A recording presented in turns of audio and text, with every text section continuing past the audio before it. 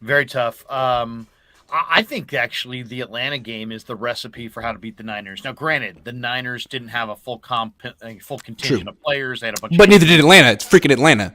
Right. But Yeah. Atlanta had a good offensive line, and Yep. Atlanta didn't have much. And No. when you're looking at the Niners and their weapons and scoring 35 a game, I guarantee you, Sirianni and his coaching staff are looking at this going, hey, we got to play extreme ball control. So Yeah. get something done on first and second down, and then let's get super hyper conservative on third down. And let's put all kinds of pressure on them with Hurts and these read option runs. And sometimes he'll keep it, and sometimes he'll hand it. And we'll dominate the time of possession, and we'll win this game in the second half by just dominating the time of possession, tiring out their defense, and letting our big physical dominating offensive line take control late. If I'm them, that's my game plan. So how do you stop that? How do you stop that? The key is you're going to have to be more aggressive and take more chances defensively and dare them to throw the ball instead of doing what the Niners did in this game, allowing a lot of, completions in front of you. They need to challenge the Eagles at the line of scrimmage and not give them easy yards on first and second down and not allow them to rhythmically get into all these short third down situations. If they do, I mean, there's two ways you can lose by challenging them and they go up top over your head, or you can lay back and let them, ball control you to death.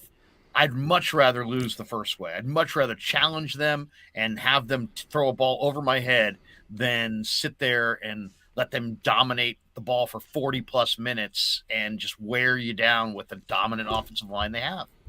Yeah, what's actually interesting about this matchup to me is that the Eagles are much more committed to running the ball than the 49ers.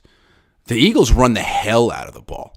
Their quarterback runs a lot. They're three deep at running back. Miles Sanders is really good. Boston Scott is good. Kenneth Gainwell's really explosive. They really run the ball. So if Kyle, again, comes out pass first, messing around, Philly won't. Philly will impose their will right away. And they have the best center in the league, the best right tackle in the league. Their left tackle's like 7 feet tall. Not really. He's huge. Jordan Mailata. I mean, that offensive. I mean, they're huge. Alabama's great. He's a terrific player. Yeah. So it's going to be an interesting matchup. The Niners, like a recipe, them winning involves them running well and winning the time of possession. That's not easy to do against Philly. Philly wants to run the ball. Philly's going to win the time of possession. So this could be a great matchup. I can't wait for this game. I mean, I'm excited for this game for I think the matchups on the line of scrimmage on both sides of the ball are going to be incredible. And then I think the matchups on the perimeter are going to be incredible. I mean, how well is James Bradbury playing right now? I mean, really he's freaking big, well. He's fast, he's physical, he's a veteran, he's a Pro Bowler. He jumped that route. And, the Niners have been throwing this kind of lazy route, where they'll throw kind of lazily on these hitches and these within 5 yards of the line of scrimmage. And you do that against Bradbury, and he's going to jump that route, and he's not going to drop it, and he's going to take it the other way. So they got to be ready for Bradbury jumping routes. They got to be ready for C.J. Gardner-Johnson. I mean, Darius Slay is better than all of them. Like you don't even go after Darius Slay. You leave him alone. Slay is they got 3 Pro Bowl caliber DBs. And does Chauncey Gardner-Johnson come down the slot? Like how do they use him? Well, that's what's so awesome. First of all, yeah. the Saints, damn the Saints. I don't know what the hell the Saints were thinking. And why couldn't the Niners have made that trade?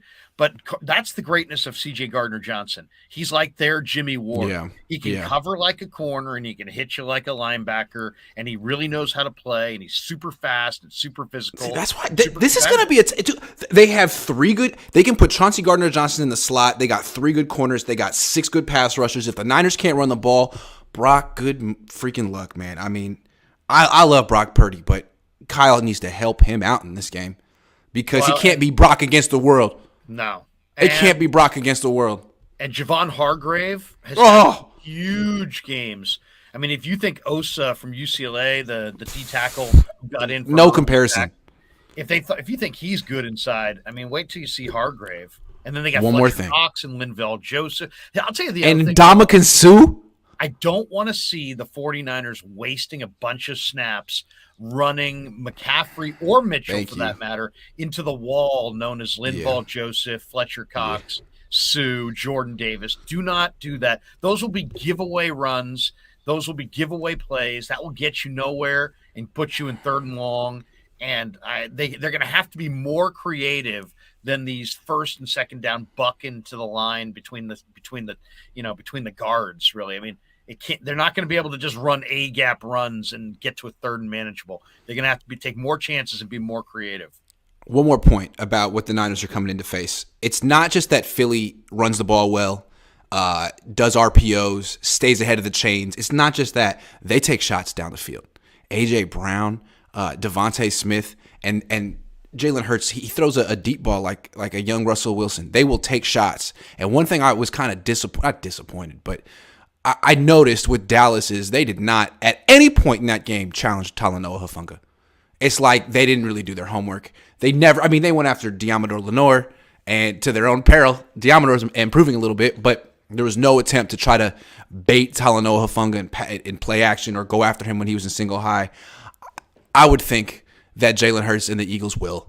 And that's something that Talanoa's got to be ready for. He's played, I want to say, three good games in a row, but I think they're coming for him. That's one more.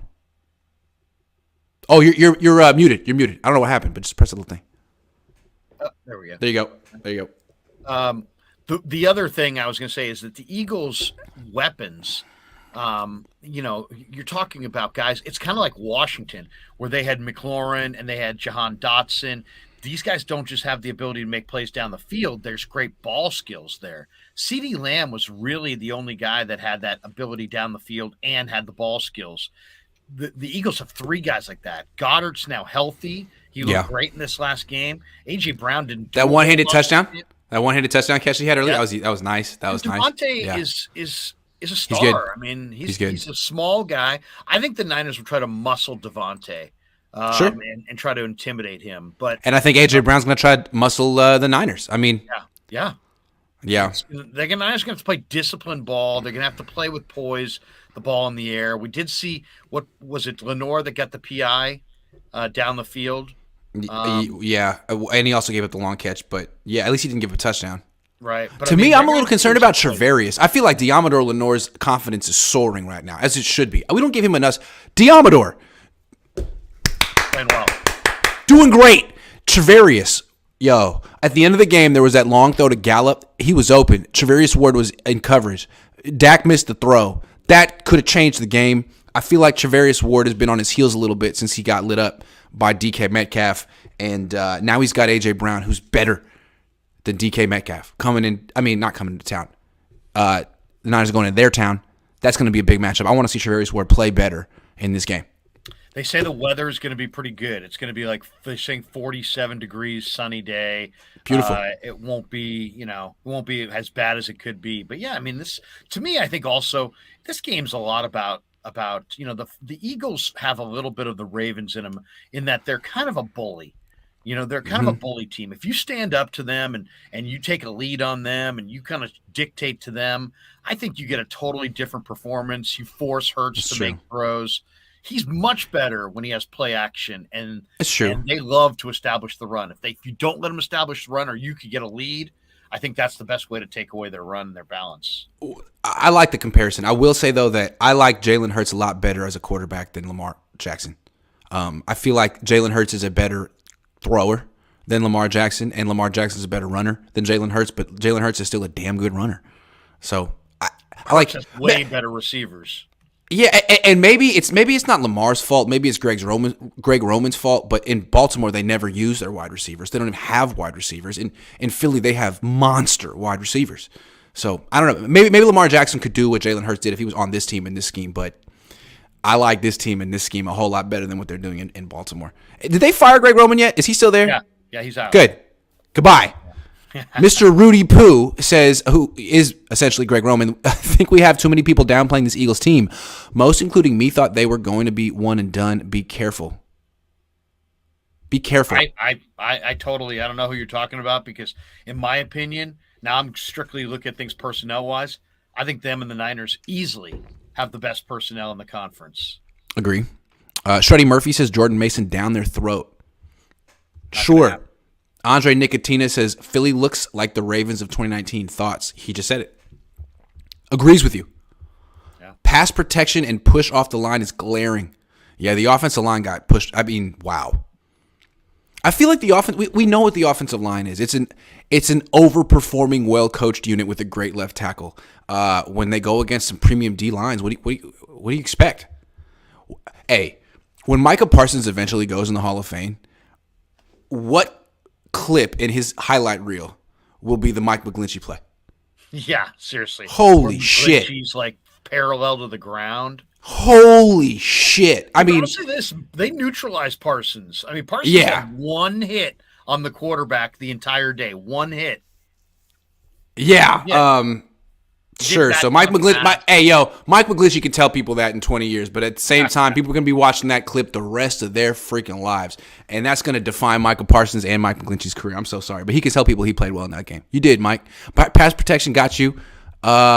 Digital Drew. I'm officially worried about the D-line. Bosa's disappeared. Dak was only pressured 5 times the entire game. Be this ineffective in Philly, and the Niners will need tickets to see the Super Bowl. Yeah, that's one of our topics. Hold on. We're gonna address that soon. Ominous24 said it was CSN Bay Area postgame live. Juice came out for an interview and said a few players told Kyle what to call. Kyle dismissed it when asked. Wow. There you go. We broke on CSN Bay Area postgame live.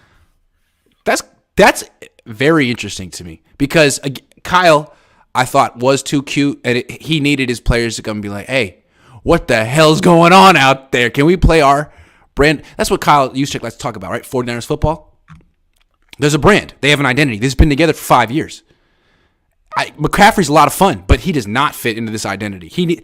Kyle needs to balance the two, and he did in the second half. And McCaffrey's hurt. Our D-line needs pressure and defend the damn B-gap. Don't give up the B-gap. Don't you dare give up the B-gap to the quarterback. Thanks for the... How about them Cowboys and the Fernando, Grant? You're a man of your word. I got you. I don't know why people want me to keep singing that. I'm not going to say it. Not going to say it. Damon Rice says, Kyle feels obligated to use McCaffrey excessively because he was his babysitter back in the day. BTW McCaffrey had the warmer on his calf midway through. Okay, good to know. Tutty, 99 cents. Jorge, if the Niners beat the Eagles, who are the offensive and defensive MVPs? Man, I don't know. Brock Purdy, Talanoa. No. Nick Bosa. How about Nick Bosa? Comes out of his slumber. Alfredo says our defense will slow down that Philly offense, but can we win with Purdy throwing 0 TDs again? Okay, let's go. No. Let's go talk about that in a second. 3rd and long has been a pain point the last 2 weeks.